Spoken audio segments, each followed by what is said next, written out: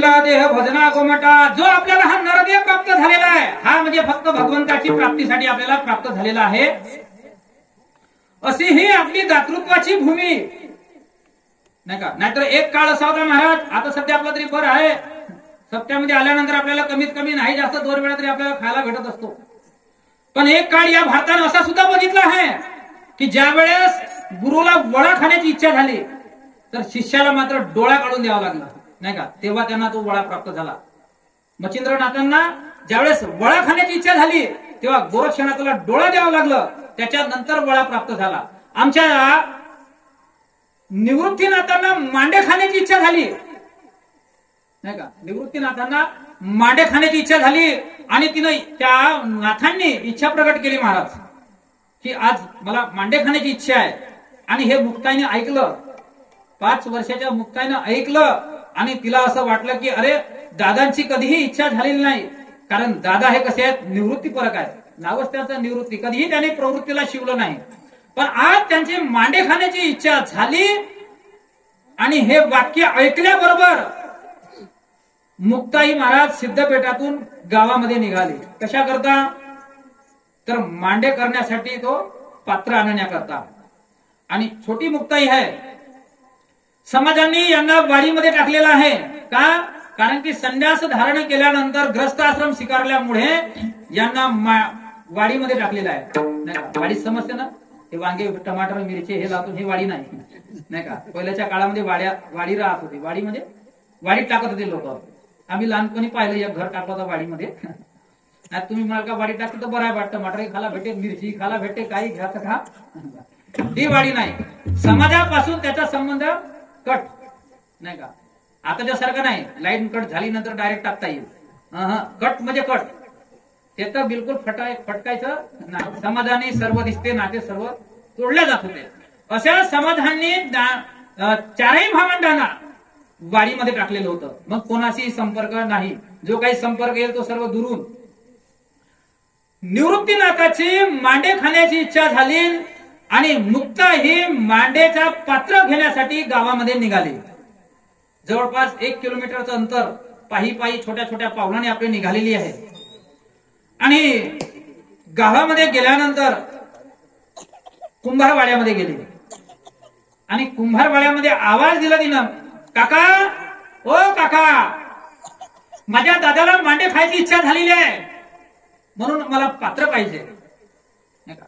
पात्र म्हणजे जेवणाची पात्र नाही, पात्र म्हणजे एक मोठा माठ असतो समजा, आणि त्या माठ जर तुटला त्याचा तो वरचा कवर टप्पर टक्कले त्याचं मुंडन, याला पात्र म्हणतात। आणि मांडे त्याच्यावरती भाजल्या जातात। मांड काय बांडा नसतो, मांडालाही मोठा असतो, गांगा एवढा मोठा असतो। एका मांड्यामध्ये जवळपास 5-7 जण चांगल्या प्रकारे उरकतात। हे लहानचा प्रकार झोपतो तरी म्हटलं तरी मला नाही वाटत त्याचे पाय पलीकडे निघतील म्हणून, एवढा मोठा मांडा असतो। म्हणजे सत्य सांगत आहो ना, तुम्ही मजाक मध्ये घ्याल, त्या आळंदीकडे भेटत असते। तर ते मांडे खाण्याची, मांडा म्हणजे थोडक्यात आपले पुरणपोळी समजा थोडक्यात, पण आपली पुरणपोळी लहानची असते, खिशात सगळी जरी भरून येतो म्हटले तरी मुळत नाही का। एवढ्याला पुरणपोळी आपल्या इकडच्या, तिकडला जवळपास एवढं मोठं। मग तुम्ही म्हणाल का ते पकवतात कशा होतात, त्याच्यासाठीच तो मांड्यासाठीच तो मोठा हेल लागत असतो, त्याला उलटा मारतात त्याच्यावरती। तर ती पात्र आणण्यासाठी कुंभारवाड्यामध्ये गेली आणि आवाज दिला, काका आम्हाला पात्र पाहिजे, दादांची इच्छा झालेली आहे, मांडे खाण्याची इच्छा झालेली आहे। आणि महाराज त्यांनी त्या मुलीची त्याला दया आली आणि दया आल्यानंतर ते पात्र कोणाकडे दिलं, मुक्ताईकडे दिलं। आणि मुक्ताला इतका आनंद झाला महाराज की आज गुरुची सेवा आपल्या जीवनातून घडत आहे, आज गुरुनं सांगितलेलं वाक्य आपल्याकडून पूर्ण होत आहे, आज गुरुची इच्छा आपण पूर्ण करणार। आणि म्हणून ते हसत हसत गलामध्ये छोट्या छोट्या पावलाने सिद्धपेठाकडे निघालेली आहे। तेवढ्यात विसोबा आले नाही का। आणि विसोबा आल्यानंतर त्यांनी बघितलं आणि बघितल्यानंतर त्याची आग हे मस्तकात गेली महाराज। आणि मस्तकात गेल्यानंतर त्याला घाईघाईमध्ये गेला, मुक्ताईच्या हातातलं तो पात्र हिसकलं आणि पटकन आपटला आणि त्याला पायाखाली तुडवून टाकलं। मुक्ताईने बघितलं, मुक्ताईच्या डोळ्यामध्ये अश्रू आलेले आहेत की काका आम्ही काय गुन्हा केला नाही का, का पात्र तुम्ही माझं फोडलं? अरे म्हणे कोण तू? संन्यासाची मूल? आणि म्हटलं मांडे खायची इच्छा? अरे म्हटलं मांडे आम्हाला भेटत नाहीत आणि तुम्ही संन्यासाच्या पोरांनी शूद्रांनी मांडे खाण्याची इच्छा करावी? मुक्ताईच्या डोळ्यामध्ये अश्रूंच्या धारा पडल्या महाराज. तिला असं वाटलं की अरे एकच तर दादाने इच्छा केलेली होती आणि ती इच्छा सुद्धा आपण पूर्ण करू शकत नाही. तिनं सांगितलं काका असं काय गुन्हा केला आम्ही? म्हटले मांडे खायचं नाही, चालती हो, नाही का, जशी आली तशी तू चालती हो, सिद्धपेठामध्ये जा. आणि मग आणि त्याला सांगून दिलं कुंभाराला, अरे म्हणे याच्या पुढे हिला मडकं द्यायचं नाही. आणि मुक्ताही महाराज छोट्या छोट्या पावलांनी रडत रडत रडत रडत सिद्धपेठामध्ये आले. आणि सिद्धपेठामध्ये आल्यानंतर रडत असताना ज्ञानोबारांनी बघितलं तिला. म्हटले का ग काय झालं?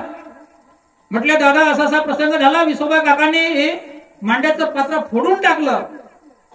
आज म्हटले दादाने आज पहिल्यांदा इच्छा केलेली होती आणि ती इच्छा मात्र माझ्याकडून पूर्ण होत नाही आहे, काय करायचं? म्हटले मुक्ते तू चिंता करू नको. आणि मग महाराज ज्ञानोबारांनी जठराग्नी पेटवला आणि पाठीवरती मांडे भाजले, नाही का, पाठीवर पाठ पूर्ण लाल तप्त झाली आणि त्याच्यावरती मांडे भाजले आणि निवृत्तीनाथाला चारलं.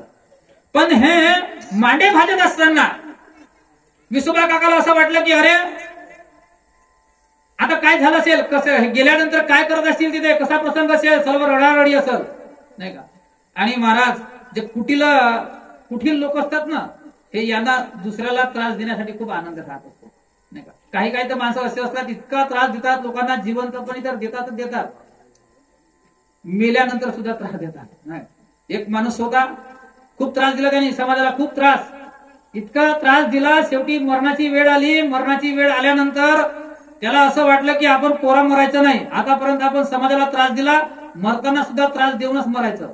मग काय केलं त्यांनी, नवीनच घर बनलेलं होतं आणि तो कॉलम जो आहे खांब, त्या खांबाला अशी पायाची आडी देऊन मेला. असं आडी देऊन मेल्यानंतर दरवाजा लावून दिला. आता तो इतका कुटील होता की लोकांचं त्याच्यावर काही लक्ष जात नव्हतं, घरची बाई सुद्धा त्याला खूप त्रासली होती. बर मेल्यानंतर त्याच्याकडे काय कोणी लक्ष दिलं नाही. पण म्हटले हा निघलं का नाही बाहेर, निघलं का नाही, दरवाजा तोडा, दरवाजा तोडल्यानंतर त्या खांबामध्ये पाय देऊन पुरा कडक झालेला होता, नाही पुरा कडक. म्हटले आता याला काळा, पाय काढायचे, पायाची आडी इतकी, आडीच नाही घेणार. अरे याला जाळाला न्यायचं तर आडी काढा.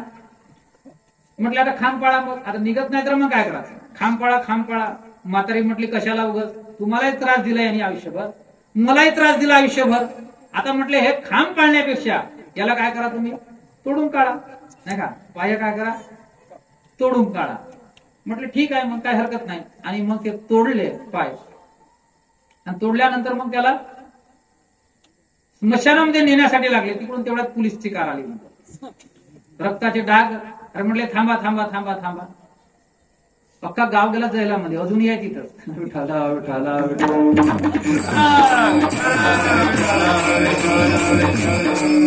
म्हणजे काही जे लोक आहेत ज्यांना दुसऱ्याला त्रास देण्यासाठी खूप आनंद वाटत असतो. विसोबा खेचर आले, त्यांना त्रास बघण्याकरता आला, काय करत असले माझे, हे काय करत असतील, कसे रडत असतील, आणि ते पाहण्यासाठी विसोबा काका सिद्धपेठामध्ये आले.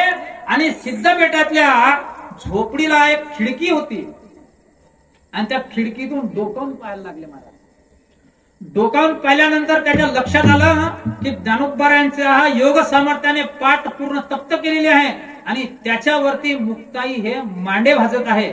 हा दृश्य जेव्हा त्यांनी बघितला आणि मग त्याला असं वाटलं, अरे ज्यांच्याजवळ हा इतका मोठा सामर्थ्य आहे, ज्यांना आपण नाहक त्रास दिला. आणि मग महाराज त्यांना असं वाटलं की अरे आपण चुकी केली आहे. आणि मग महाराज ते विसोबा कुठे आले, शरण आले, ज्ञानोबाराला शरण आले आणि म्हटले का मला माफ करा. तेव्हा मुक्ताने म्हटलं अरे खेचरा मागे सर. तर महाराज त्या खेचरातला खेचर कोणाच निघाला आणि तेच खेचर पुढे चालून संतांची दृष्टी त्यांच्यावरती पडली, संतांची संगत त्यांच्याकडून घडली, संतांचे विचार त्याच्या मनामध्ये बिंबले आणि तेच विसोबा खेचर आज ज्यांची जयंती आहे संत नामदेव महाराज नाही का यांचे गुरु बनले. विठाल विठाल विठाल